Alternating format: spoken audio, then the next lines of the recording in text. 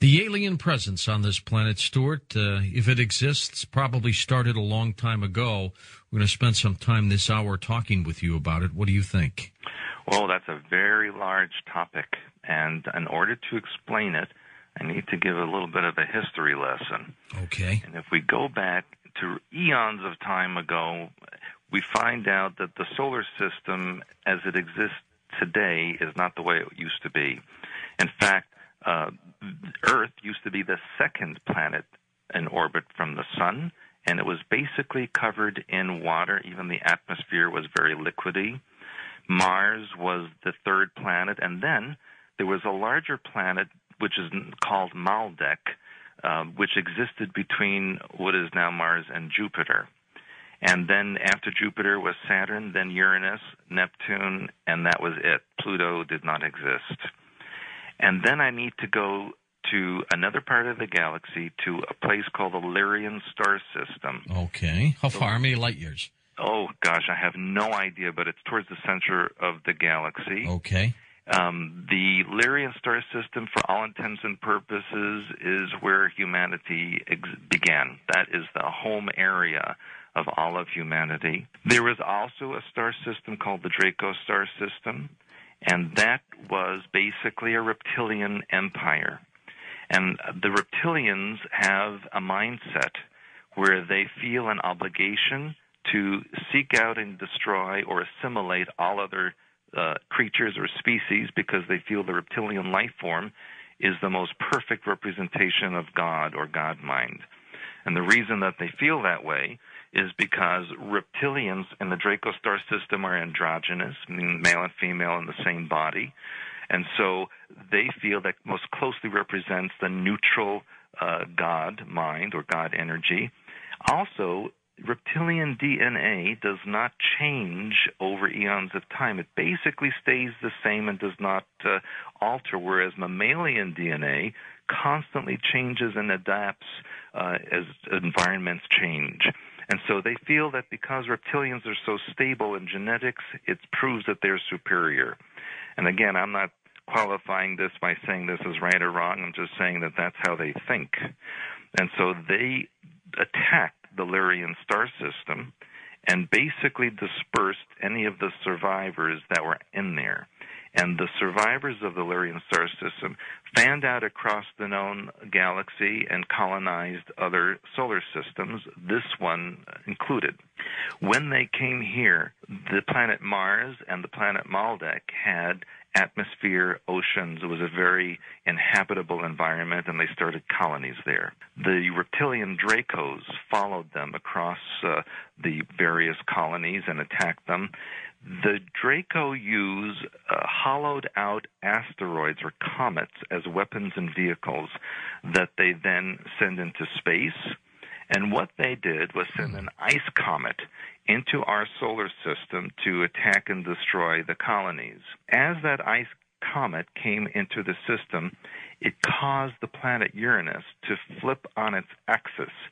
Uranus is the only planet known that orbits in a north-to-south direction instead of an east-to-west as all other planets do, and that's because it was knocked off of its original axis.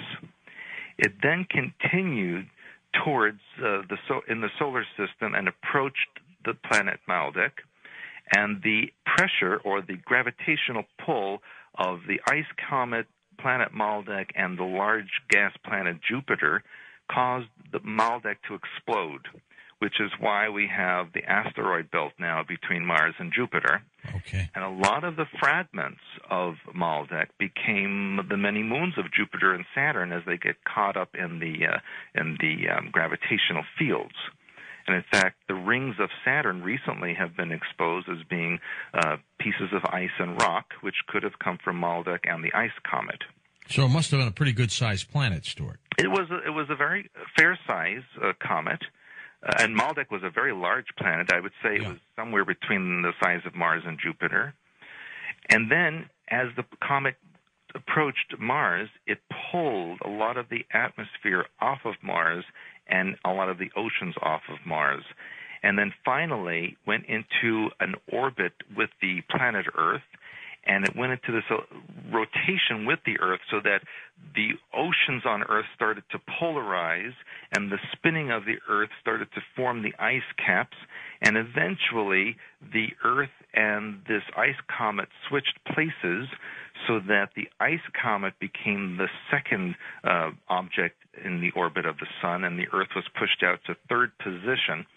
The ice comet became the planet Venus as we know it now. All right, and this was very similar to what Velikovsky believes, right? Well, that's true. His theory was very, very, very correct for the most part. Now, because the planet Venus, or the ice comet, was so close to the Sun, it caused the ice to melt, but rapidly to the point where it became steam and vapor, which is why why Venus is covering clouds. Okay. And now the Earth, being pushed out into the third position, now became very inhabitable. Land masses appeared, and the Draco drove another vehicle into orbit of this planet to colonize it, and we now call that object the Moon. The Moon, as you know, does not spin in space as other natural objects. Are you saying the Moon is artificial, or it's natural, but it was pushed there? It was a hollowed-out object, a natural object that was driven into orbit around the Earth. All right. So it was a vehicle that was of a natural origin. Okay. Yeah, and then that's why only one side of the Moon faces the Earth at all times. It doesn't spin. It's like a vehicle parked in space, which is basically what it is. And if you send a sonic resonance off the surface of the Moon, it pings like a hollow object. It does not thump like a solid object. I've heard that. That's true. Yes, and even now, we're starting to get a little bit of information. They're saying, well, there's a little bit of an atmosphere on the Moon. There's a little bit of water on the Moon. And Mars used to have oceans, and they're starting to just reveal some information that I've been talking about for years, which is basically verifying everything that I've been telling people all these decades. That's a remarkable story, and, there have been glimpses of this. Are you familiar at all, Stuart, with the work of Zecharia Sitchin? Yes, of course. Now, where does his work come in terms of that planet that comes here, Nibiru? You didn't mention that. Yes, you see, here's the other thing. That Nibiru, which is also in some cultures called Marduk, this is also an artificial object which has an elliptical orbit in space. It is controlled by another type of reptilian being. It is not the Draco, but it's actually a different species. The Anunnaki, he said, right? Yes, and what we learned at Montauk was that group was actually enemies of the Draco, and that they were antagonistic towards each other. Now, interestingly enough, back in 1999, I believe it was in LA Times and possibly also in the New York Times, there was an article stating that a large object NASA had detected past the orbit of Pluto in an elliptical orbit around our sun, and that we can expect to see that object come closer to the Earth around the year 2003. That was back in 1999. And as usual, when the New World Order government sends out information that they want people to know, they send it out in a little blip like that, and then you never see it again. And that's kind of their legal out, that they told you everything and that it wasn't a surprise. Now, where did this information come to you? How? Well, when we worked in Montauk, those 13 years that I was there was a lot of indoctrination. We were basically told that what we were doing was for the good of the Earth, that humanity was not intelligent enough to control itself, that if people were left to their own device, they would pretty much destroy the planet. And so it was an obligation of this New World Order to control things, to ensure that our people continued and survived. They gave us these pieces of history and information that were to encourage us also to continue the work. But remember that what we were trying to do, or what they made us do and what they turned me into, is that they were trying to create a person who could see into other realities without the use of a device. And in that mode, they recalibrated the way the brain perceived realities. I was physically blind for 29 years. I could not see physical reality the way a normal person could see. I could only see energy fields, colors, and symbols, etc., which is how I do my readings and consultations.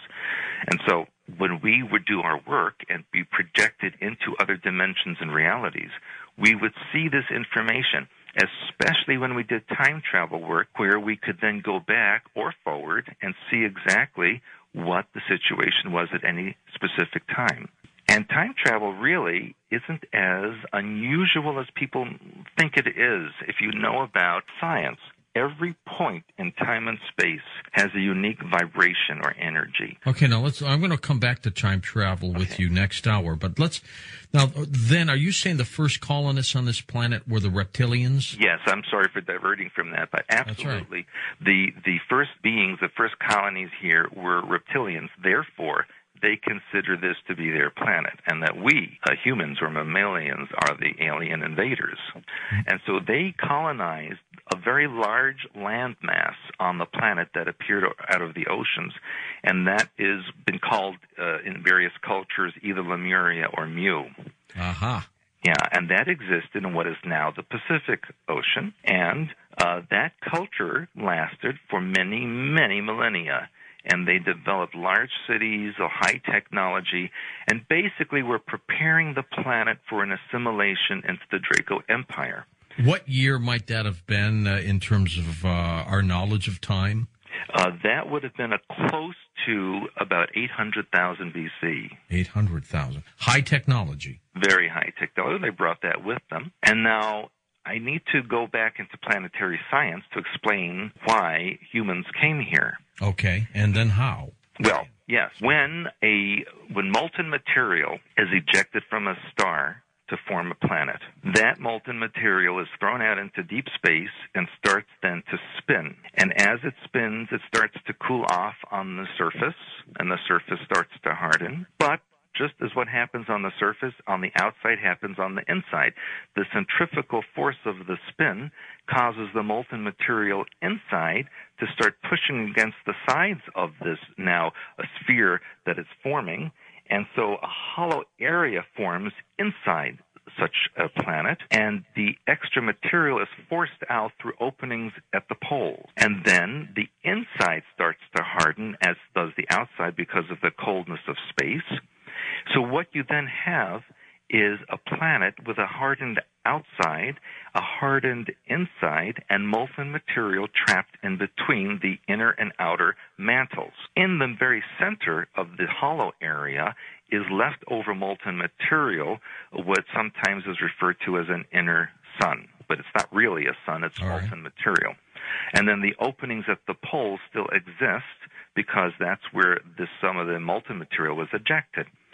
And that is basic planetary science, and a lot of the planets in this solar system, including Earth and Mars, were formed that way. And so when Mars was affected by that ice comet, the colonists went to the inside of the planet in order to have safety. And so some of those colonists wanted to come to this planet as a refuge, and a lot of the other colonies that were created from the refugees of Lyrae also needed a place to come.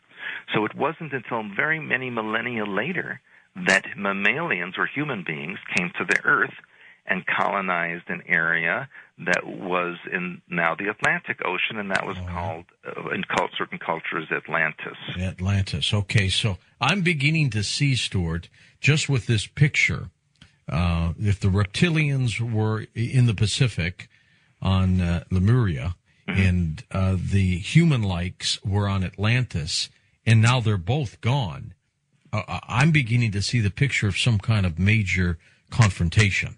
Am I exactly right? Correct. Yeah.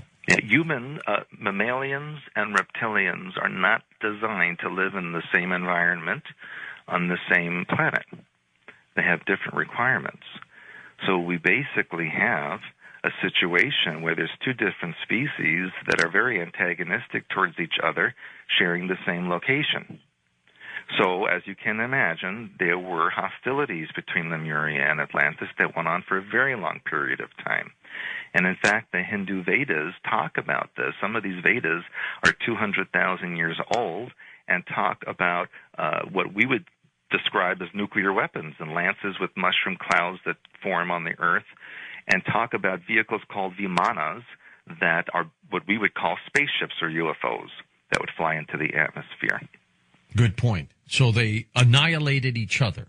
Well, what really happened was, ultimately, the Atlanteans first killed off the dinosaurs. Now, the dinosaurs are to the Draco what mammalian creatures are to humanity.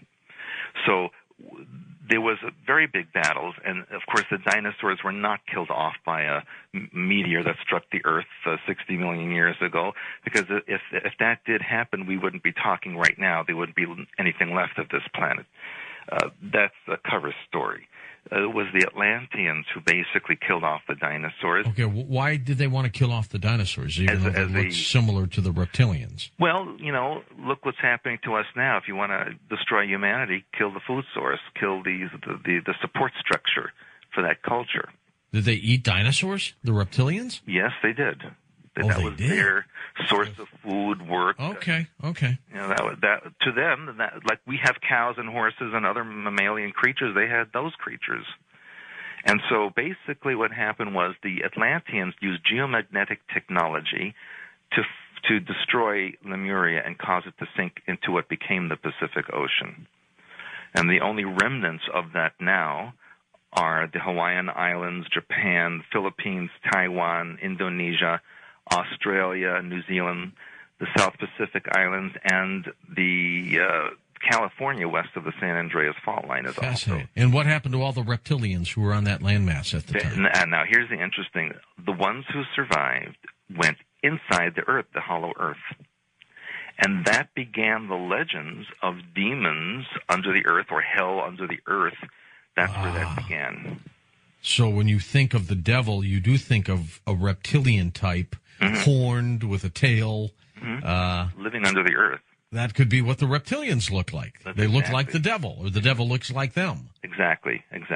And they look, it's right, and they're in the hotter part of the planet, in the inner core, down below. It makes sense. That's where Hades is. Yes, and that's where those legends began.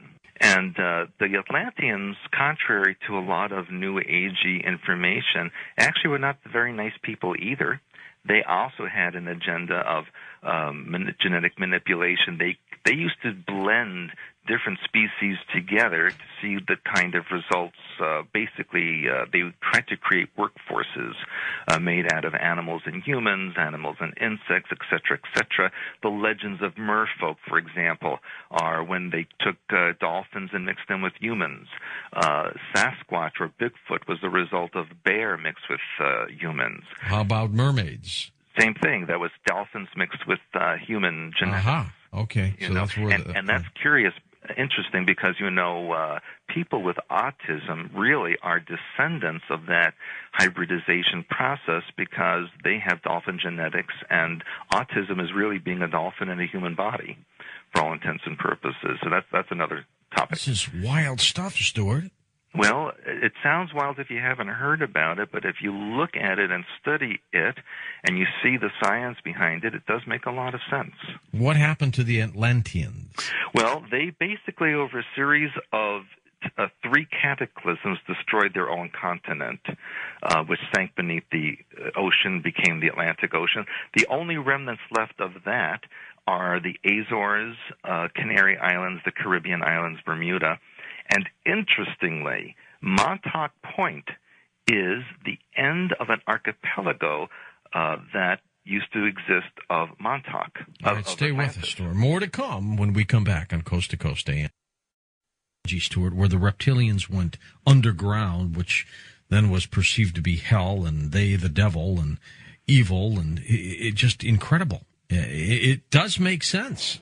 Yes, and, it continued after that, because when the Atlanteans finally destroyed themselves and they also scattered around the earth and created the Egyptian civilization, the Greek, and even it went into North and South America.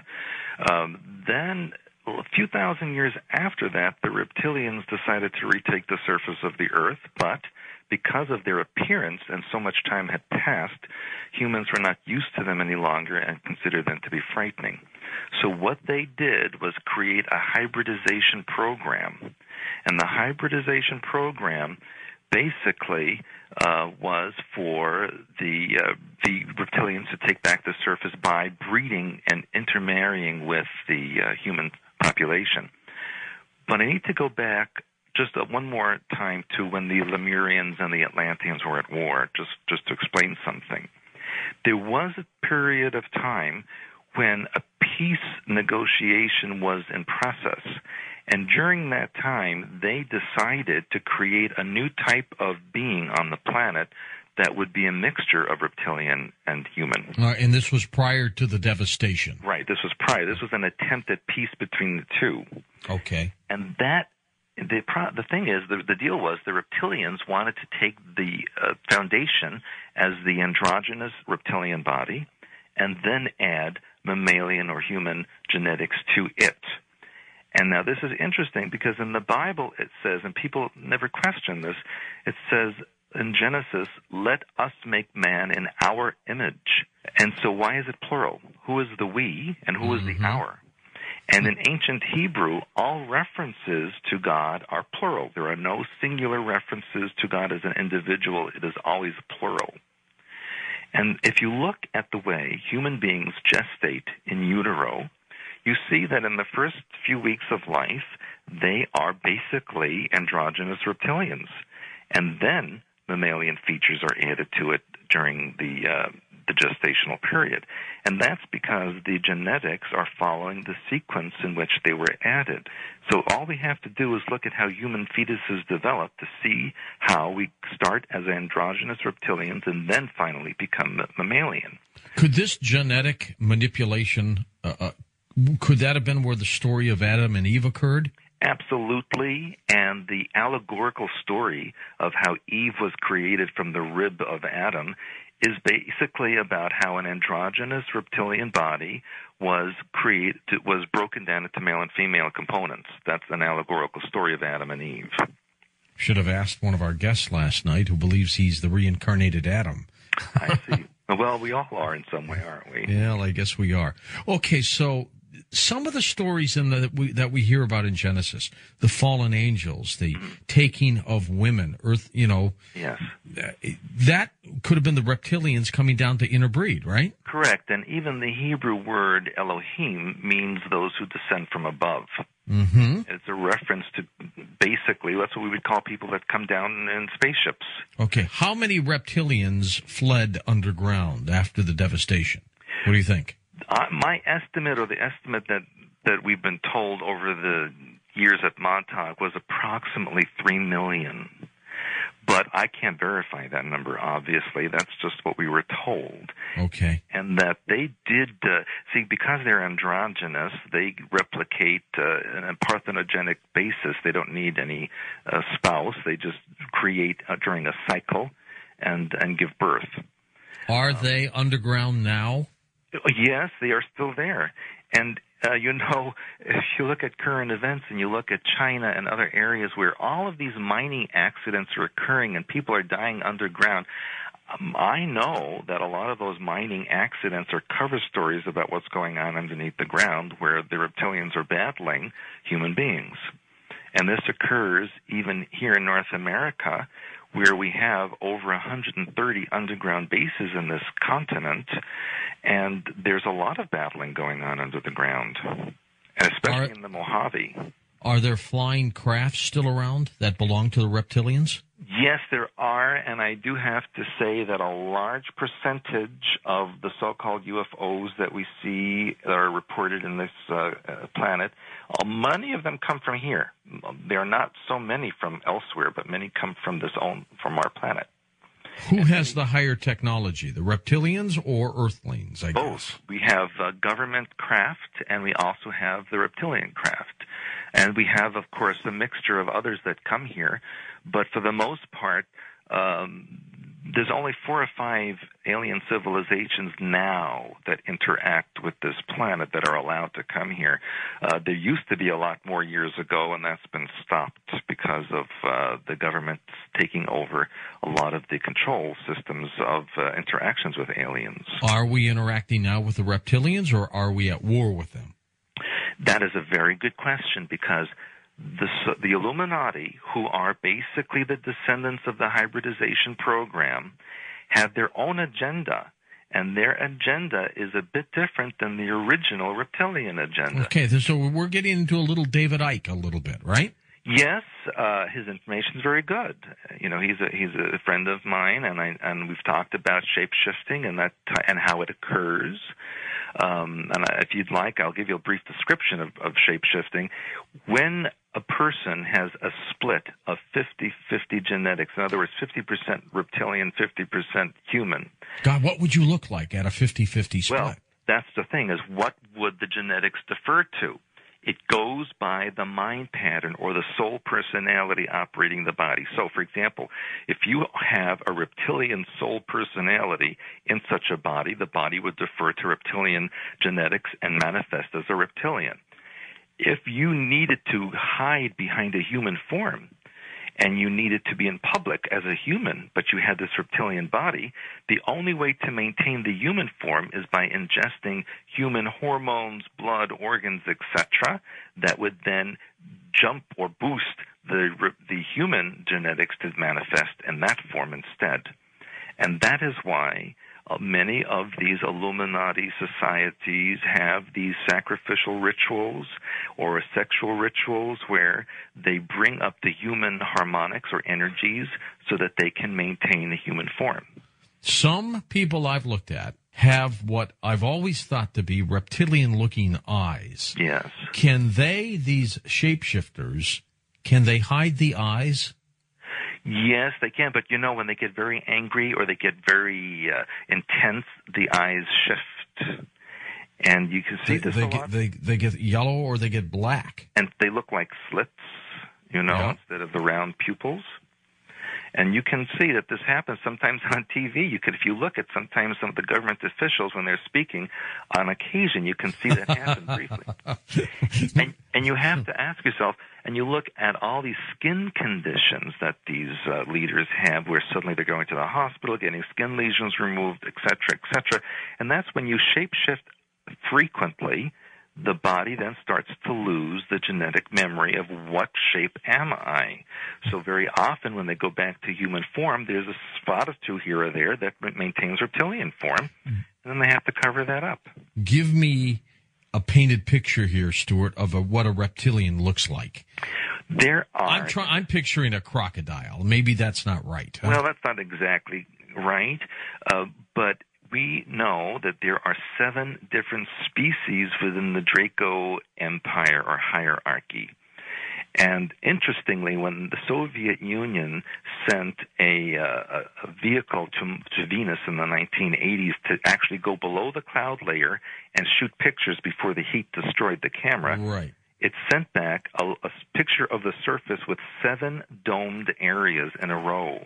We never saw those pictures. We didn't see the pictures, but in American newspapers, there was an article on it in the late 1980s that said that there were these 7 domed areas, and it went on and on to describe them as being unusual. And then the very end, as par for the course, it said that NASA determined that these 7 domed areas were natural formations. Of course, they're not going to say what they really are. If you know about reptilian culture and you know about the 7 species and there's a hierarchy, they don't mix together, it would make very good sense that when you colonize an area, you have separate living quarters for each of the species.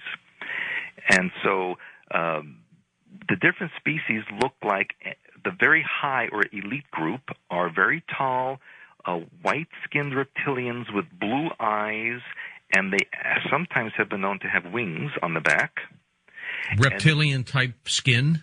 Yes, it's not exactly as scaly as you'd see on a crocodile or an alligator, but it's very rough skin that looks as if it's segmented in places. What about their faces?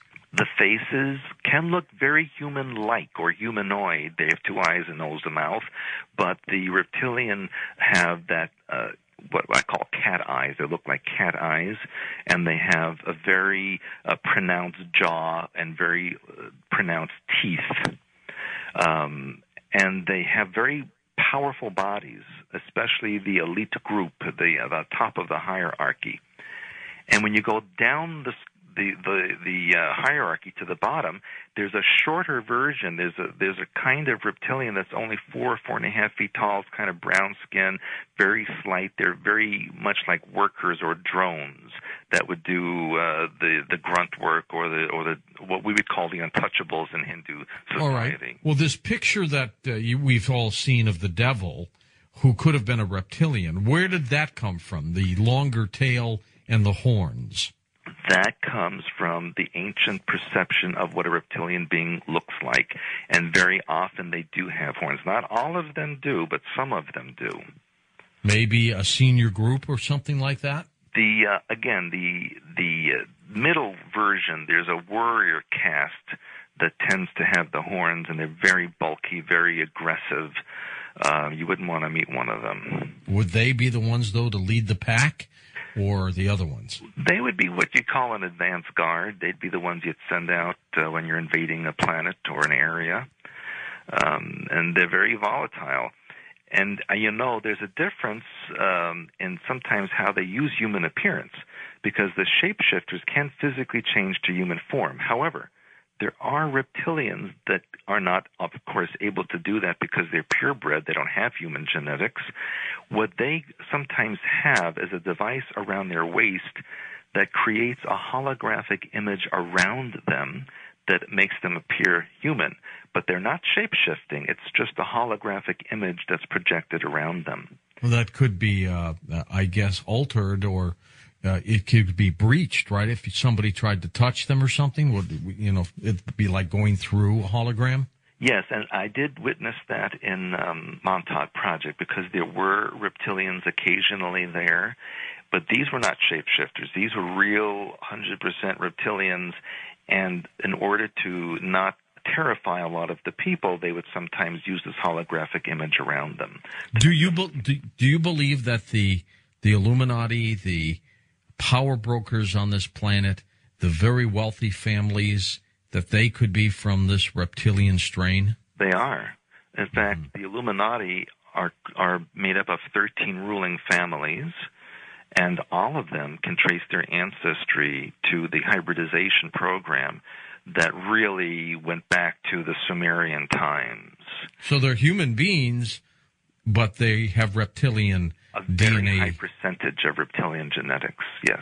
Amazing. Are they shapeshifters, or they actually look this way?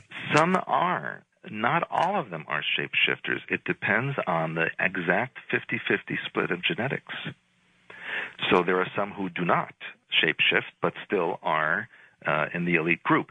And the reason they call themselves blue bloods is because reptilian blood has a very high copper content. And when copper oxidizes, it looks like a blue-green color. Mm-hmm. And that is why they've been called blue bloods over the centuries. Just last week I had a story of a guy who had green blood in his system. Oh, yeah, that was in Vancouver. Yeah. I mean, could he be? Well, you see, here's what's happening now. They're very methodically releasing information about this to the public. And this is one of the stories. Now, the cover story to that was the man had some kind of disease where his blood would not accept oxygen. Right, exactly. Well, hello, if that was the case, he'd be dead. He wouldn't be operating on him because he would have no oxygen. The cells would have died. So, of course, that was just a cover story. If he had green blood, and, of course, in the article that they mentioned, the Canadian Free Press, they compared him to Spock on Star Trek. So there's, again, the alien connection that the conventional media is giving out to the public. We're in a period of time now where they are disseminating information about the alien presence on the Earth, but they're doing it in such a way that people can accept. They're not going to tell the absolute truth about who the reptilians are and what's going on. They're going to create... No, I'm sorry. Go ahead. They're going to create a staged alien invasion. And when that happens, they're going to have a savior race come and help us, who will turn out to be the reptilians. And then, of course, the reptilians will announce that they were the colonists on the Earth, and they're part of us, and we're part of them. And it becomes an integrated process then. How bizarre. My gosh, Stuart, that's going to change the entire complexity of this planet. Well, that's correct. And that's kind of what I was leading to before about the Illuminati agenda, or the hybrid agenda, is that they're trying to create their own galactic empire using the Earth as a home base, which is a bit contrary to what the reptilian race wanted originally. Are these the ones that want the population reduced to 500 million? Well, see, I don't agree with that story, because what I know is that they're in the process of creating Earth-like environments in the moons of Jupiter and Saturn to move the population. They're not going to... They didn't spend millennia of time creating this vast slave race to destroy it. They're going to use it in wherever they see fit. Are you saying they're going to cattle cow humans, take them on craft, much like that To Serve Man Twilight Zone show where they ate them, they cooked them. Right. But basically to put them on craft and take them to other planets and celestial objects? Well, that's bottom lining it, but yes, that's ultimately what will be happening. When will this occur? Well, I feel that will occur sometime after 2010. And we're already getting prepared for it. They're already talking about finding Earth-like planets out in other solar systems. They're already talking about various objects in space that are unknown and strange. They're preparing the population for the assimilation into a galactic mindset. What an incredible possibility, Stuart. Well, how do we fight it? Well, that's just it, and that's why I do the work that I do. I consider it an obligation because of the things I participated in the Montauk Project. I'm not a reptilian, am I? We all have reptilian DNA. All humans on this planet have reptilian DNA. It's a question of percentages. Most humans have between 10 and 15% reptilian DNA. That's why we have a lymphatic reptilian system. We have skin that wrinkles and peels. We have a lot of reptilian characteristics in our bodies, and that comes from that hybridization that occurred eons ago. So, yes, we're all part reptilian. And as I mentioned earlier, you can see that in the gestation of a person in the human womb. If they were confused as gods, that does not negate a God, right? Correct. There is God. There is a God mind. It permeates all things. Nothing can exist without it. And when we look at DNA, we see that 97% of all DNA, and it doesn't matter if you're a human, an elephant, an alien, or a plant, science calls it junk DNA. Stuart, when we come back, let's talk a little bit more about, you say, the staged alien invasion and then time travel, how quickly this night goes. And the next hour, we'll open up the phone lines and we'll give you an opportunity to talk with Stuart Swerdlow. I'm George Norrie. This is Coast to Coast AM. Incredible guest tonight, Stuart Swerdlow. Great stories. The staged alien invasion is next on Coast to Coast AM. And welcome back to Coast with Stuart Swerdlow. Stuart, let's talk about this staged alien invasion. This fascinates me. So tell me how it could occur and what the motive is behind it. You know, for the last century, in order to create control over people, the best way is to instill fear. And so we've seen this with World War II, the fear of the Nazis, then the Cold War. And now we have the terrorist fear. Everyone's afraid and trying to unite against that. Some of the fear could be real, but maybe magnified. Yes, but of course the terrorists are a creation of the New World Order and would not exist on their own. Very possible. Yeah. There's no way that they could have possible, well, it's a long story, but so the next thing is to create a fear beyond this planet that would force the planet to unite under one world government. In other words, create the situation so the solution can be imposed. If we are told that we are being attacked by an unknown alien civilization with amazing weapons, imagine the fear and terror that would pervade the earth. Everybody would band together. Correct, and demand that the countries of the earth do something together to stop this threat.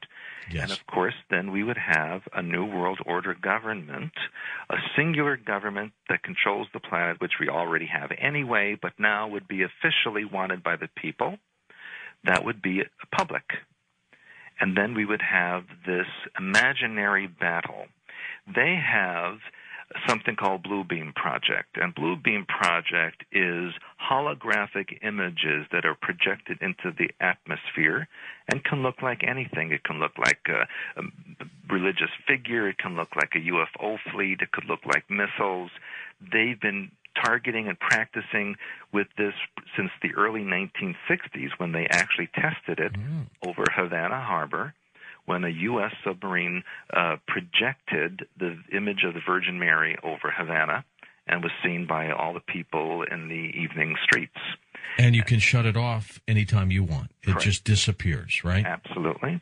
They've been testing it recently in various places of the earth, all these meteor falls. For example, Sydney Airport a few months ago reported a meteor on their radar, and then people saw this meteor come and actually hit the ground and explode. And when the emergency services went to the area, there was absolutely nothing there because it was a holographic image that they were testing. And we've seen this in various places around the world. That's Blue Beam Project. And so when they project alien fleets in the sky and they project laser beams or whatever they're going to use to scare people with, that is what people are going to see and fear. But it gets a little thicker than that because... All right. It's strange stuff, Stuart. Well, this has been planned for years, decades, and we're finally coming to the culmination of this. They're also going to stage a second coming of Christ, and that second coming is going to proclaim the New World Order as his new holy empire. And they're going to install a New World religion as well, which is already in process also. So this planet is going to be very different than what we've known it to be in the past. As crazy as this sounds, some of it, I'm not so sure I can accept the second coming, but as crazy as this sounds, some of it sounds very possible. Well, all you got to do is look at the newspaper, watch CNN, and you can see all of it happening. And it's right there in front of us. What minds developed this? Well, this is not new. This has been going on since day zero on this planet for the ultimate domination and control of the planet. But I feel that it cannot ultimately be successful because, as I mentioned before the last break, we have that 97% of DNA that scientists call junk DNA. And the thing is that 97% is common through all species, no matter what the species. To me, that's proof of God or God mind, that there's a common 97% DNA through all species. And only 3% of DNA differentiates species and individuals within that species. So to me, that's very mind-boggling and proof of a higher intelligence. If we can tap in and open up that unused DNA, we would have abilities that would enable us to remove victimization mind pattern that enables these things to occur. Well, explain that a little bit more. How? Well, human beings have a victimization mind pattern that attracts tyrants and oppressors. And we project out from our minds into physical reality what our thoughts are, and the universe reflects that for us. Think of the analogy as thoughts being film, the brain being the projector, and physical reality as the screen. So if we don't like the movie of our life that's playing, we need to change the film, which is the way we think. If we think in victimization terms and vulnerability terms, we will create that kind of a world. If we take our mind back and control ourselves, then this cannot happen. We cannot be controlled by others. Why do they need the alien invasion to implement this? Why don't they just continue to push the terrorism agenda, for example? I mean, that will create fear no matter what, especially if they magnify it. Initially, but that can last for just so long, just like the Cold War could only last for just so long. And then people will say enough is enough. Right. But an alien threat, well, that's out there in the universe, which is vast. That's forever. And it's also them against us. Correct. Basically. Correct. And so that's the ultimate fear user, where everybody wants to band together to fight against this. Stuart, you do know, if this is possible, how warped their minds must be. Well, again, that's why I explained the reptilian mindset. They think differently than human beings. We think in a different way than they do. They have in their minds all the time in the world because their genetics don't change. Their culture stays the same through mind control and programming, so there's no deviation. They're very sure of what they're doing. To them, in their minds, what they do is holy to them. How long do they live, each, as a physical being? How long? Well, we know the Queen Mother admitted to being 100-something years old, and she was a lot older than that. They can live several hundred years in the same body. The Queen Mother is a reptilian? Oh, she was, yes. Did you see the size of her coffin? It was not the size of her human body. I did not see the size of her coffin. Is there a picture I can find on the internet? Well, there might be. I don't know. But it was quite much larger than what should have been for that little lady's body. How big was it? It was pretty large. It was, to me, like a little piano case. Oh, like 8 feet, 9 feet? It was big. I don't know how. I mean, you can only see from the pictures, but it was very large. You're saying when she died, the Queen Mother reverted to the reptilian stage. Yes. And then became this large reptilian, and that's what they buried her in. Yes, that is correct. Sounds like David Icke's been getting to you on this one, Stuart. Well, the truth is still the truth. I've had reporters tell me that they know about this but cannot ever report on it. You mean British reporters? Actually, an American reporter said this to me, as well as a British reporter. That the royal family, are they pure reptilians or hybrids? They're shapeshifters, obviously. They go into human form. And isn't it interesting that Prince Harry this week said that he could never be normal? Now, of course, you could take that several ways, but I take it in a way that he knows he's also a reptilian shapeshifter. Well, I was going to say, do these members know who they are or what they are? Of course. When you're a shapeshifter, you know that. You know what you are. And all right, but how come you said, like yourself, that you have reptilian blood? I do. Mm-hmm. That's what you said. How come you can't shapeshift? Because I don't have a 50-50 split in genetics. Ah, but they do. They do. I see. Okay. Yeah. You can't. You need to have a majority, at least, of the genetics in order to manifest the characteristics of the species. Most people in power on this planet are 50-50? No, I would not say most. I would say that there is quite a few, but I would say most are not shapeshifters, but there are many shapeshifters. And they're not just in control positions. There are many in all walks of life because they need to control every layer of mankind. Be more human who go along with the alien agenda? Yes, of course. There are many factions within this, which is why we're seeing the world the way it is, because these 13 families, even though they have the same ultimate goal, do fight among themselves and do take sides against one another.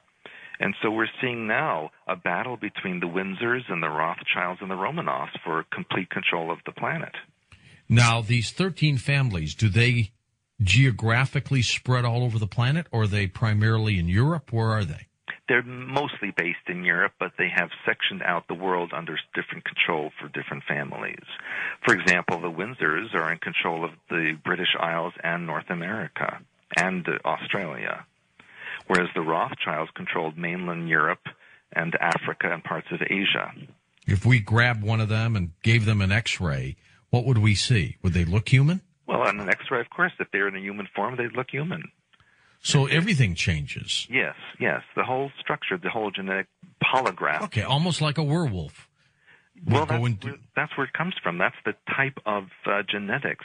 When you have that type of genetics where it can override the other genetics, you can manifest other characteristics. Simply amazing. And we see this sometimes in humans when we have people born with webbed hands or feet, or people born with a tail. We have these characteristics sometimes manifest in births in humanity, but they're called anomalies or throwbacks to ancient time. It's really a form of shape-shifting. I do have someone sending me now, as we speak, a picture of the Queen Mum's coffin. So okay. I'm gonna take a look at it, and we'll see what it looks like. While we're doing this, and I'm taking a picture of this. All right, here it is. Well, okay, it does look long, I'll tell you. I mean, it looks about 3 feet longer than a normal coffin. Yes. Maybe she was wearing her. No, I guess not. That's on top. No, she wasn't wearing her queen's hat. Nothing like that. Strange. Okay, let's talk a little bit in the last few moments we have here about before the calls next hour, Stuart. Time travel. What's your take on time travel? Yeah, as I mentioned very earlier, it is not as complicated as you would think. Every point in time and space has a unique frequency and vibration. There are no 2 points in time and space that are identical. So if you can map out and vibrate an object, person, or thing to a specific point in time and space, there will be an instant connection because it would have to match. And that's how time travel and interdimensional travel takes place. You simply vibrate the body or a vehicle to a distant location, and there's an instant connection. And we don't need to do this with a machine, right? Well, of course, at Montec it was technological. But in my work, I do teach a form of mental time travel where you can mentally and energetically tune into a specific time and place. Give us some other realities on this planet, Stuart, that have fascinated you in your investigations. Well, one of the things that I found most fascinating was the fact that there are infinite realities basically occupying the same physical location, but the calibration of the vibrations are different so that we don't perceive them. It's kind of like a radio. You can tune the dial just a little bit at a time and get a completely different station, yet it's coming from the same radio. And that's what reality is like. If you can tune into a different frequency, you can see an entirely different vibration. So that there are realities where Earth is very different. There are realities where the reptilians never got here. There are realities where the Atlantean civilization stayed intact. There are realities where the Nazis won the war and took over the world. Every possibility exists. So whatever you can possibly think of or conceive of exists somewhere in creation. You know what fascinates me about everything you've said tonight, Stuart, was the fact that the people may have construed the reptilians who went underground as being devils and hell in that entire episode. I mean, I find that to be absolutely fantastic and fascinating. Well, everyone finds different aspects of this information for whatever reason that individual likes. But, for me, what I'd like to get across is that despite all of this, there's still hope. And that is, if we regain control of our own minds individually, then the control system would disappear. All right, I'm sorry, go ahead. I think people need to realize that it's not hopeless. It's not a one-way street. We can reverse this if we take control of ourselves. Well, we have to do it in mass. We can't do it in small numbers, can we? That's true, but we need to start individually. And that's why I do the work that I do with the language of hyperspace and opening DNA and visualizations so that we can reintegrate the mind and then recreate our reality. You and Richard Hoagland need to get together when you talk about hyperspace. Well, we should all get together and change the way things are. Now tell me, what do you talk about at some of these conferences you go to? Well, I like to start out with what I call language of hyperspace, which is color, tone, and archetype, which I describe as the language of God mind. All thought, if you could see the energy of thought, would have a color, a symbol, and a vibration or tone to it. If you learn how to connect them and like a sentence, if you will, you can create whatever it is that you want in physical reality. And I teach how to open DNA. I use color therapy. And in fact, for your listeners, on my website, I have a free ebook that they can download on color therapy. This is particularly the color brown that they can use and try for themselves. The mind really is everything. The brain is simply a tool that the mind uses, and we only use 10% or less of our brain capacity. So if we start to open a fraction of that other 90%, you can just imagine the abilities and functions that we could do. And we can change everything on this planet. And will you take emails through your website? Oh, yes, I get hundreds of emails per day. And, of course, my website is expansions.com. And those of you who go on there, you'll see my phone number, my fax, and you can even, there's Q&A. I answer all questions. I have daily news that I post. It's very comprehensive. Okay, well, I got to tell you, Stuart, keep up the good work. Let's take phone calls next hour with people of everything you've investigated, the Montauk Project, the Reptilian Agenda, the mind control. Is there one facet there that just fascinates you more than the next? Well, what I have been doing a lot of in the last few years is deprogramming work, which is to undo the mind control that the government has imposed on people. And I work with people all over the world to help them deprogram from this pervasive system. And I find that is the most important work to do right now. Well, that is fascinating. You can email me, George, at coasttocoastam.com. I'm getting lots of fast blasts about Stuart and some of the things that he is talking about tonight. So we'll do this, too. We'll open up the phone lines. We'll give you the opportunity to check in with us next as well. I'm George Norrie. We'll be back in a moment on Coast to Coast AM. And welcome back to Coast to Coast. I'm George Norrie. Stuart Swerdlow is our guest, and your phone calls as well. Is everybody under this mind control attack, Stuart? Are we all the potential targets? At this point, 100% of the Earth is targeted, and everyone has some form of mind control within their brains. But there's about 5% of the population that has specific programming, which means they have very deep functions. And we see this sometimes in people who are shooters, vigilante programming, stalkers. There's many, many different types of programs out there. Some could be pure evil, though, Stuart. Some of these people could be committing these crimes of horror on their own, don't you think? Well, that is also true. But if you notice, in this last 50 years, there's been a very high percentage of these kinds of crimes out there, especially ritualistic murders, serial killers, and this is a side effect or actually a direct cause by the mind control and programming. To the phones we go, east of the Rockies. You're on the air with us on Coast to Coast. Hi there. Hi, this is Josh from Columbus, Ohio. How you doing tonight? Good, Josh. Thanks for calling. Hey, no problem. I had a question for Stuart. I'm a very religious, spiritual person, and I actually happen to sort of agree with what you're saying. I actually believe that Yahweh or Yahweh, the God of Abraham, Isaac, and Jacob, I actually think this might be the God of the humans, the Atlanteans. And what you're saying about the reptilians, it just speaks to me because what do we hear about Satan? The first thing, what is he? He's the snake, the reptilian in the Garden of Eden. The beast at the end of times in the book of Revelation is the dragon. So I'm very curious to see whether you believe that maybe there is some sort of connection between, Judeo-Christian beliefs in the creator God, who would maybe our God, the human God, versus the reptilian God, who may be Satan. And I'll take the answer off air. Thank you. Okay, Josh, go ahead. You can elaborate, Stuart.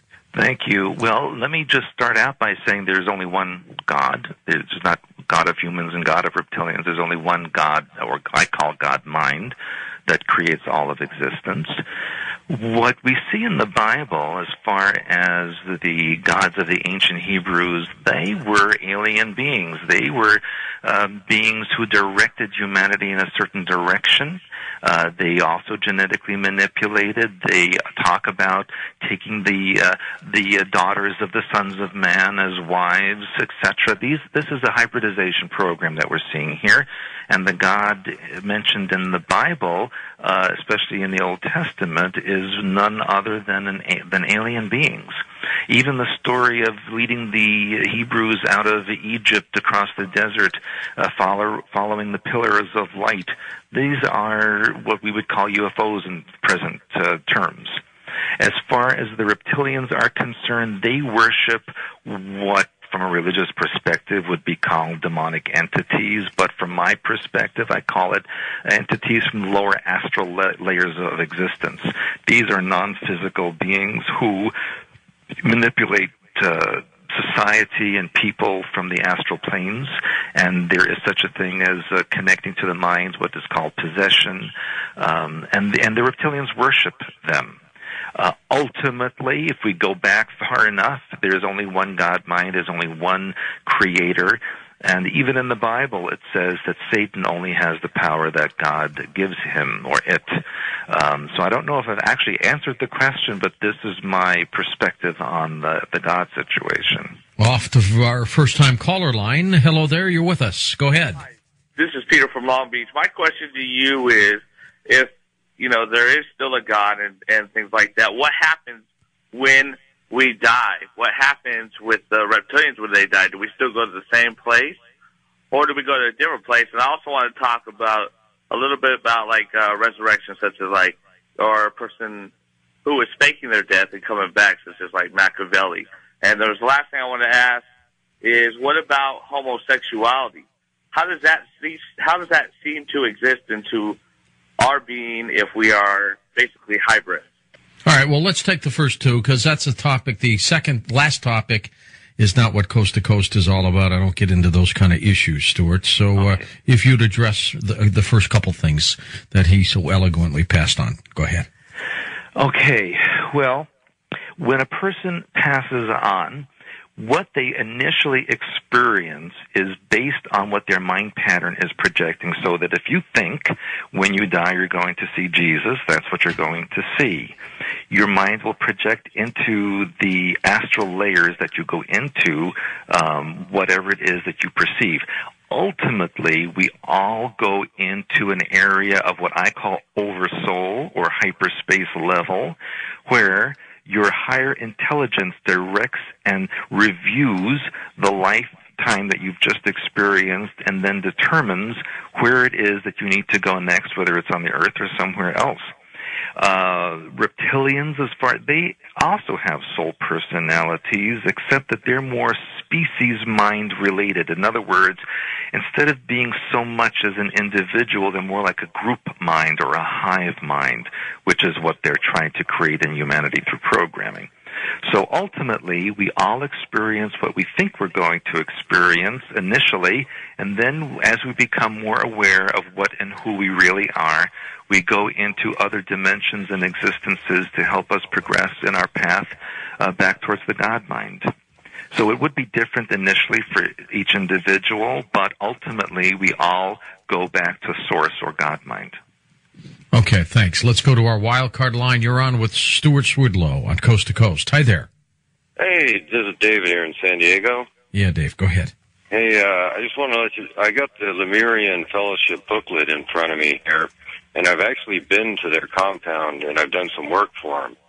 And the creepiest thing is that they're all gray-haired old people, and they're really small, and none of them would talk to me except for the main guy, and the rest of them just stood around with their hands clasped in front of them, smiling beatifically at me, And I tried to talk to them, and they refused to talk to me. They would just smile. And also at the back of their book, the one thing they say that their order is for is to the formation of an ideal society and long-term efforts for their plan, the great work, and to build for quality for citizenship in the new coming order, the coming new order. And that is really creepy. And the Atlantis is their second coming of the second civilization. The first one was the continent of Mu in the Pacific Ocean. And I just wanted to let you guys know that. I didn't hear it say it. Okay. Stuart, you want to comment on that? And then I have a question about Atlantis for you. Yeah, well, to me, what this gentleman in San Diego just mentioned sounds like it might be some kind of a cult, although I do agree with Lemurian coming first and then the Atlantean civilization existing. I've never heard of this group particularly before, but it could very well be a group that's a form of mind control programming. There's all kinds of programming out there, as we saw with the group that committed suicide when Hale Bopp came by. So there's many different subgroups out there, and what I would call a cult. Would you get chipped, Stuart, if they asked you to? A microchip? Unfortunately, I already have some of these chips in me that have been X-rayed, actually. What? Yeah, in fact, all people who were in Montauk Project and anyone who claims to be abducted for whatever reason, many of these people do have chips in them. I will say that the microchips are kind of an obsolete technology now, because the way the satellite technology is and computer technology, they don't even have to chip you anymore. They can tune in directly to your brain frequency and direct you in whatever way they wish. They don't have to microchip. The microchip you can consider as a backup system, but they no longer need that. Okay, let's pick it up, and we'll go to our next wild card line. It's your turn. You're on with Stuart. Hi there. Hi, Stuart. How are you? Hi. Great, it is me. George, you really do have to get that to where they have the different wild card lines so that when you go to a caller, they know they're on the air. Yeah, it is true. Every time I go to a wild card line, you all think it's you, don't you? Sure, absolutely. Yeah, you start talking. It's great. Stuart, we gotta figure out how that is. Maybe I'll tell you what. I'll talk with Tom about it. I know how we can fix it. Go ahead. Thanks. You've got it. Hey, Stuart, first of all, this is Chad in Seattle, Washington. Hello? With Inner Circle Publishing. And I'll tell you what, you did your homework.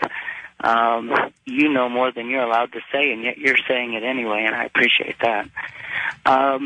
First of all, have you seen them yourself? The Reptilians? Yeah. Yes, I have seen them, and I've also have seen someone shapeshift directly in front of me. Okay, so you've direct contact. Do you know about the DUMBs, the deep underground military bases? We've got about 180 of them in the U.S. Yes, this is known, and there's many more around the world and even under the ocean. Yeah, even connecting. Interesting. Do you know where 91% of the missing children in this country end up? Well, many of them end up in ritual sacrifice, unfortunately. Underneath Denver Import. Absolutely. Well, like I said, you've done your homework, and it's just great to hear you on the air. I've never heard of you before, but Coast to Coast is great for bringing new information to people. He is a first-time guest, but you know what, Stuart? I don't think you're going to be a last-time guest. I have a feeling you're going to come back. Well, I appreciate that. It's a fascinating program. Look, I owe you, too. You tell me about your books and where you can get them.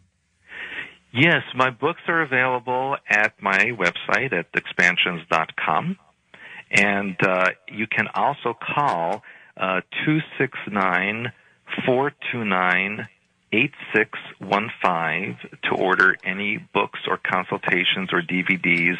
I do have DVDs on all of this information that we've talked about tonight and much more. Okay, very good. Let's go back to the phones. We'll go to our East of the Rockies line. You're on Coast to Coast. Hello there. Good evening, George. Good evening, Stuart. How you guys doing? Hi, fine. Good. This is John from Newark, Delaware. You talked earlier about that all of us humans here on this planet have 10 to 15% DNA, reptilian DNA. Yes, on an average.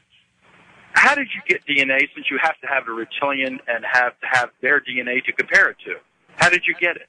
Well, if you listened about how all human beings have reptilian DNA from the hybridization program in ancient times.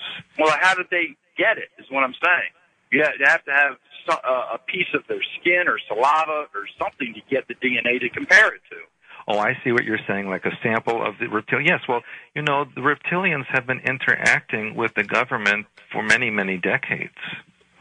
And so, yes, there is availability for getting that kind of DNA. There was even reptilians at the Dulce base at the Four Corners area in New Mexico, which, as you know, there was an event there that the aliens took back that base on their own. There's many, many stories of battles that have occurred throughout the Earth where reptilians have been killed and their DNA has been taken. Well, how come the whole world doesn't know this? Do you actually believe that you got DNA from reptilians? I know that they have. Oh, okay. I mean, it's great entertainment for the show, but personally, I think you're a complete whack. Well, you're entitled to your opinion, and I think that people who don't accept this are really in for a ride on themselves. Oh, I'll tell you what, Stuart, the important thing of the information you're bringing out is that you at least make people think. Well, George, I think that some of the material that people don't want to accept, they have fear issues, so they attack the messenger, and that makes them feel comfortable. Right. I don't have any problems with people not believing what you're saying or they don't accept what you're saying. That, the strength of this program is to take what our guest says without, major conflict in the comment and just, make up our own minds. I could sit back here and jump up and down or not. And I don't want to do that. I'd much rather people make up their own minds and decide if what they think they hear is correct or not. Well, I agree with that. West of the Rockies, you're on the air with us. Hi there. Yeah, hi, my name's Zach. I just wanted to say, hey, I'm so glad you came on. I've been waiting for such a long time just to hear this kind of topic on your show about mind control. I wanted to get into a couple things specifically. I've been trying to find out as much info as I could on trauma-based mind control. Do they even do that so much anymore now that they have, other types of things like microwave, antennas and everything like that? And have you ever seen any of those trauma-based mind control rituals, or what do you know about that? Yes, in fact, I have an entire DVD on that topic. True that they no longer need to take an individual in a so-called programming session to traumatize them, although that does occur from time to time still. They are able now with the new technology to directly transmit programming information into a human brain.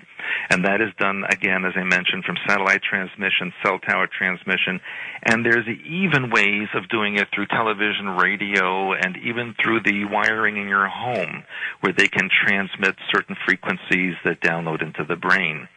The biggest download basically occurs overnight when people are sleeping, because that's the easiest time. There's no resistance. I have seen these trauma-based incidences. I've unfortunately had them happen to me during the Montauk Project. So yes, these things do occur. And you're correct that the new technology now can circumvent most of the physical need for programming sessions. Let's go next to, we're not going to have time. Let me ask you this, though. You seem to have hope that we're going to win this. Is that true? I think we have to. There's no question in my mind that he has to overcome this. And no one remains ignorant forever. Ultimately, people will say they've just had enough. And again, they can't the God mind within you. They can only make you think that you're not connected to God mind, but it is always there. And in my work, I help people to connect that, to realize that, and to utilize that. All right. Sounds like you have call waiting, by the way. Did you have another call coming in? I wasn't paying attention to it. I heard you drop out for just a little bit. No, you cannot take the other call, Stuart. You're going to stay with me. I know that. Well, we're going to come back. We're going to take more phone calls. Stuart, do you get support when you talk about this topic, or do people kind of shun you? I'm getting mostly support. Of course, there's always people out there who don't want to hear this or to accept it. And again, I agree, it's their prerogative. And I don't force anyone to believe it. I state what I know, and you can accept or reject it. However, rejecting it doesn't change what I know or what I experienced. But for the most part, I have these days a lot of acceptance and support in this work. Well, good for you. All right, well, stick with us. We'll be back in a moment. Very quick night. We'll take your final phone calls on Coast to Coast AM. I'm George Norrie. Under some of these mind control programs, can somebody be deprogrammed? Absolutely. Well, that's one good thing. Do you have to do it through a specialist or what? Well, you have to know the techniques to download the programming and undo it. And I have an entire series of visualizations and exercises that I teach people and coach them through in order to do this. And it is a long process. It's not going to happen in a couple of days or a couple of weeks. It takes years and years. In fact, I have been deprogramming since 1990, and I still have a bit to go as well. So no one should expect to have it done quickly. I feel that it can be done and it can be accomplished ultimately, completely, but you need to be patient and consistent and persistent. Let's go back to final calls. West of the Rockies, where are you calling from? Hi there. Hi, this is Cindy calling from Cedar City, Utah. Hi, Cindy. And my question is, what are crop circles? And I'll take my answer off the air. Stuart, you haven't brought up crop circles. Do you want to talk about that? If not, I'll go ahead. I'll talk. Sure, no problem. Take it away. Jokingly, I call them crap circles, and that is because they're not what people think they are. I happen to have known the person at Brookhaven National Labs who said that he helped create them. What they basically are energetic injections into the morphogenetic grid of the Earth to change life forms on the surface and even below. So what you're seeing are archetype symbols, what I call language of hyperspace that I teach, which are being put in a sentence form to get a certain result. So that if they want to change the genetics of a certain species or a group of or change something in an area, they will create these crop circles that go into the genetic grid there and then alter everything in the area. They're not from Space Brothers. Okay, and also, go to earthfiles.com if you also want to get another explanation on crop formations from Linda Moulton Howe. Let's go to our first-time caller line. You're on with Stuart Swerdlow. Hi there. Hello. Yes, take it away. Hey, this is Casey. I was going to say, first of all, hello, George. Hi, Casey. And, I have two quick questions for Stuart. The first being, I guess, open to either one of you, is the reptilians that you guys are speaking of, is this similar to the reptoids that have been spoken of in the past on this program? And, yep. Number two question also, Stuart was claiming, he was talking about certain members of Congress, or I should say political members, having lesions taken off of them, being, I guess, remnants of leftover reptilian skin.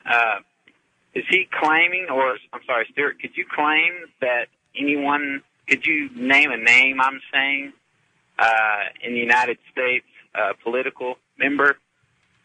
I guess that's kind of a not very clear question. Well, I'll just tell you, for example, Vice President Cheney had this done, and so did President Bush. That's exactly what came to mind. Mm-hmm. Yes, and as far as the first question, I don't know about what was discussed on this program previously about reptoids, but I would imagine they're similar or the same. Very similar. Okay. Well, that'll be all. I appreciate it. Thank you. Thank you. All right, Case. Thank you. Appreciate you being part of the program. Let's see. Well, my machines are jammed up here, Stuart. So let's go to our Pick a card here, Stevie, until I get my computer back up. East of the Rockies, you're on Coast to Coast. Hi. Hello there. Hi, this is Steve from Springfield, Mass. Hey, Steve. Hi. And I have a question for the guest, and I'm not trying to attack the messenger. I keep my mind very open to all these subjects. But also, I'm not the kind of person that buys the Brooklyn Bridge for $1 right away either. And I'd like to know how he explains the hard evidence that we have about history, like the geological layers, the KT boundary all over the Earth, above which there's no dinosaur fossils found, which is 65 million years old. And, it's a fascinating thing that he's talking about, but I'm just thinking about all this different knowledge that I have, some of which would require the cooperation of all kinds of geologists and scientists and paleontologists, and we're talking about a government whose secret agency can't even keep top secret anti-terrorist programs out of the New York Times. I'm wondering about these things. All right, that's a good question. Go ahead, Stuart. Yes. History, science, all of the publicly released information on those topics are basically sanctioned by the government. And in fact, history is written by the victors, as they say, and it's been rewritten many times. And, I had a client, an elderly man from Tennessee, who remembered years ago in the 1920s when he was in public school reading from his school book about Admiral Byrd's trip to the North Pole, where he found an entrance to the inner Earth and the tropical plants and animals that existed there. And then he said one day that there were people from Washington that came to the school and took all the books away and replaced them with different books that didn't have that information in it anymore. So as we go through time and as certain control systems are in place, different information is released to the public. There was something called Education 2000. That was a global education system where everyone in every country had to learn the same history, the same science, no matter where they lived. So there's a globalization of information, and the information has to be approved by the global government. So basically what I'm saying is that science information, history information is written so that you understand things in a certain way, and very often it obliterates or covers up the truth. Anne from California says this program makes a lot of sense. Please ask Stuart why we seem to be acting like zombies all the time. Now, she's right about that. People seem brain dead. I've been saying that a very long time, and, again, it goes what I mentioned about creating a robotical society where everyone just performs their function without question. And not only that, they want everyone to be on some kind of a pill, some medication that alters the way you think, alters the brain waves, and they enhance this with ELF that they bombard the earth with to make people go along with whatever it is that's happening on the planet at the moment. So yes, people are zombies. They're becoming zombies, and I'm hoping to wake them up from their slumber. You're going to love this one. Please, George, no name, no city, no state. So I'm not going to. George, are you sitting down for this, Stuart, or are you standing? I'm sitting. All right. My niece is a Rothschild and was born with webbed feet. My spouse's sibling married into the family and explained that it wasn't a big deal, an anomaly that happens to the family once in a while, but I've always wondered. What do you think of that? Well, it makes perfect sense to me. There you go. Maybe proof, huh? Yes. That's it. That is weird. Okay, let's go back to the phones. Let's go to our West of the Rockies line. You're on with Stuart on Coast to Coast. Hi there. Yes, this is Greg Ryan. I've been a long-time listener, about 10 years. Well, thank you, Greg. Oh, sure. I was wondering how angels would play into all this. Yes, I actually write about this in my Healer's Handbook, and I call it an angelic hierarchy, which is part of our energetic structure, so that within our totality as a soul personality and as an oversoul, there are what I call angelic levels, which is really an energetic level, which is on the higher path towards the God mind. So within each of us is this ability to be angelic-like, and we can tap into that. And I actually teach exercises, visualizations, where we can tune in to the frequencies of the angelic hierarchy within each of us. Yes, I see. So I had an NDE, near-death experience, and it changed my life. I believe I went before the God light, the God force, and it just it was incredible. And I was told that love, we were here to learn to love. You know, love is the answer, basically. Yes. So, yes. Yes, unconditional love and acceptance is absolutely paramount to everything that exists. You've heard about Mothman, right? The Mothman story? Yes. Might that have been a reptilian?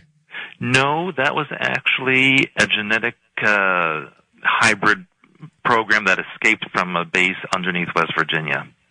Oh, you got to tell me about that. Well, the government for many years has been creating what is called chimeras, which are mixtures of species. They take genetics of one species, mix it with another. They do this in many locations, one of which was under a base in West Virginia. They also do it in Plum Island, which is off the coast of Montauk and Long Island. Right. And they have been doing it in various locations in the western United States as well. And so, yes, the Mothman was nothing more than one of these creatures that escaped from one of the holding pens. That's an incredible story. So where is Mothman now? Well, these creatures exist in these places under the earth. They could be anywhere where they're holding these chimeras or experimenting with them. We're now seeing on the conventional media stories where they're actually telling you about what they create. Mice with human ears, cows with human genetics. They're telling you the cat and rabbit chimera. Yeah. We've heard about that, right? Well, I don't know if those are valid or not, but they have really mixed genetics of everything you can imagine, animals with insects, insects with humans, you name it. And in fact, a lot of the plants that we consume are chimera because some of the corn, some of the other vegetables have human genetics in it and insect genetics in them. Okay, let's go to our East of the Rockies line. It's your turn. Hello there. Hi. Hi. Where are you calling from? I'm sorry, Hot Springs, Arkansas. Okay, go ahead. And there's a million questions I could ask, but if I can only ask one, it would be, is the general population that lives underground, are they as unaware of us as we are of them, or do they all know about us? Okay, all of population that is underground, and I am assuming that you're talking about the inner earth, not just underground bases. Right, exactly, sorry. Yeah, they are aware of what's on the surface, absolutely, because they know that they live inside of the planet, and they know there is an outside of the planet, and this is part of their culture anyway. Wow. Okay, thank you. Yeah, sure. Okay, simple enough, and thank you very much as well. Let's go to our wild card line. Wild card 3, you're on Coast to Coast. Hi there. Hi there. Yeah, go ahead, please. Well, he's gone. Let's go to our wild card 2, you're on Coast to Coast. Hi. Hi, yeah, I'm here. This is Marie in New York City. Okay. Thank you for a great program. I wanted to ask two questions. First, there's supposed to be a big government mind control program in the mountains underneath Virginia Tech, and it's the Black something mountains. I can't think of the right name, but the mountains underneath Virginia Tech is supposed to be a big government center that does mind control, and that would explain the whole thing that happened there. And also, the Pleiadians, are they from this Lyrian system that you talked about? What was that name again, please? The Pleiadians, from the Pleiadian star system. I'll go to the first question. Yes, you're absolutely correct. That area of Virginia is an NSA and CIA training ground, and Virginia Tech is a known recruitment center for those organizations. And that entire incident was an example of vigilante programming activation. And for your second question, Pleiadians, that is a very big topic, and sometimes when I talk about it, it upsets people who are involved in the New Age. But a lot of the information out there about Pleiadians is not exactly correct. It's government-sponsored information as a diversion. Yes, there are Pleiadian beings. However, they are not natural to that star system. The Pleiadian star system is actually younger than our own solar system, and no life evolved there naturally. They are basically Lyrian refugees, and I think that might have been what you were asking. Yeah, if they were associated with the Lyrian system in some way. Yes, that is correct. They are, absolutely. Is that Lyrian system, is that a galaxy, or is that just a solar system within our galaxy? Oh, yeah, it's a solar system within our galaxy. Okay. Yeah. All right, Okay. and thank you so much for the deprogramming mission you're on, because people really need a giant wake-up call. Thank you. Well, wake-up call indeed, Stuart, it is. And what kind of emails do you get after a program like this from people? Of course, this may be a first for you. I get hundreds per day anyway, but of course, after I do a radio show or a TV show, I get a lot of emails from people who have had experiences and are looking for help and never knew that there was a place they could go to get it. Because, you can't just go in the phone book and look up for a deprogrammer. That's something that, again, is technically not allowed in this country because in order to allow deprogramming, they have to admit that programming exists. Good point. First-time caller line. Take it away. Hi. Hello. Yeah. Okay, well, I have a question about, earlier you had mentioned the Atlanteans. Yes. And how they had created chimeras, and for example, you had mentioned the dolphin hybrids. Yes. And the connection with autistics. And I was wondering if you had any illumination on the subject of werewolves in that vein. Yes, and in fact, there actually are documented cases about werewolves, especially in Western Europe. These are leftover Atlantean experiments as well, where they mixed human genetics with wolf genetics to create these hybrids who can shapeshift between. There are many famous cases of this in France and especially in Great Britain, some of them as recently as the 1960s and 70s.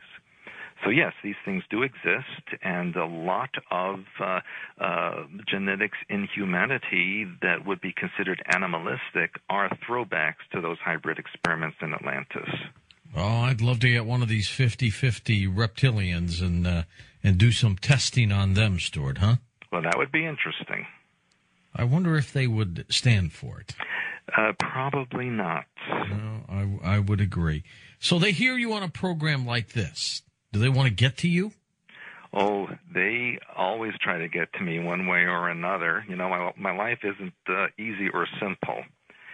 And so we're always being attacked one way or another, whether it's, some kind of name-calling or accusations. And, if you Google my name, I'm on about 12,000 different websites, and not all of them are friendly to me. Well, hey, that happens. I'm sometimes in the same boat. Stuart, thank you so much for a phenomenal program. You are considered a regular guest on Coast to Coast AM. For Steve Carr, Dan Galanti, Tom Danheiser, Lisa Lyon, Lex Lonehood, Sean Ladassour, Ross Mitchell, Alan Corbett, Stephanie Smith, Ian Punnett, and Mr. Art Bell, I'm George Norrie. Somewhere out there on Coast to Coast AM, we shall see you on our next edition. Until then, be safe, everyone.